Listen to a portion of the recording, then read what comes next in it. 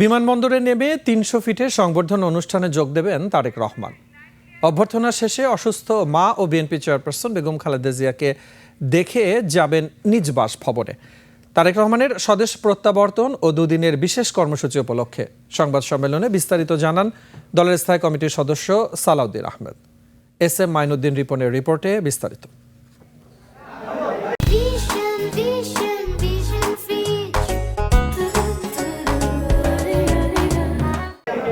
দীর্ঘ 18 বছর পর অবসান হতে চলেছে বিএনপির ভারপ্রাপ্ত চেয়ারম্যান তারেক রহমানের নির্বাসিত জীবনের। রাত পোহালে দেশে ফিরছেন তারেক রহমান। তার আগমন ঘিরে নেতাকর্মীদের মাঝে উৎসবমুখর পরিবেশ বিরাজমান। তারই অংশ হিসেবে আজ গুলশান বিএনপি কার্যালয়ে গণমাধ্যম ব্যক্তিত্বদের সাথে মত বিনিময় করেছেন তারেক রহমান স্বদেশ প্রত্যাবর্তন কমিটির প্রধান ও বিএনপি স্থায়ী কমিটির সদস্য সালাউদ্দিন আহমেদ। বিমানবন্দরে তাকে অনাড়ম্বর অভ্যর্থনা জানাবেন বিএনপির স্থায়ী কমিটির সদস্যবৃন্দ।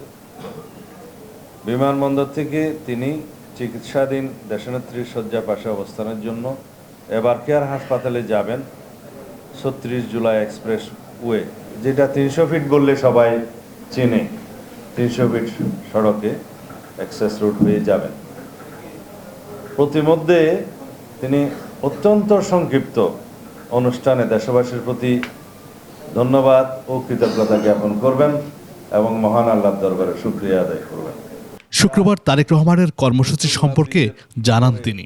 যেতে চান তার পিতা মহান স্বাধীনতার ঘোষক শহীদ জিয়ার মাজার জিয়ারতে, যেতে চান ভাইয়ের কবরের পাশে। জন দুর্ভোগ পরিহার করতে তিনি সরকারি ছুটির দিনকে তার প্রত্যাবর্তনের দিন হিসেবে নির্ধারণ করেছেন। ২৭ তারিখ নির্বাচন কমিশনে যাবেন তারেক রহমান।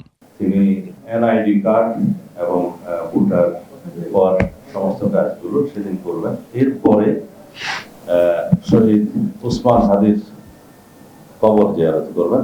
সিএসএফ এর প্রধান নিরাপত্তা কর্মকর্তা ব্রিগেডিয়ার একেএম শামসুল আলম জানান, সরকারি সব সংস্থা সহযোগিতা করছে। নিরাপত্তার সাথে যারা সংশ্লিষ্ট তাদের S M Mainuddin Ripon, ২১ television, Dhaka.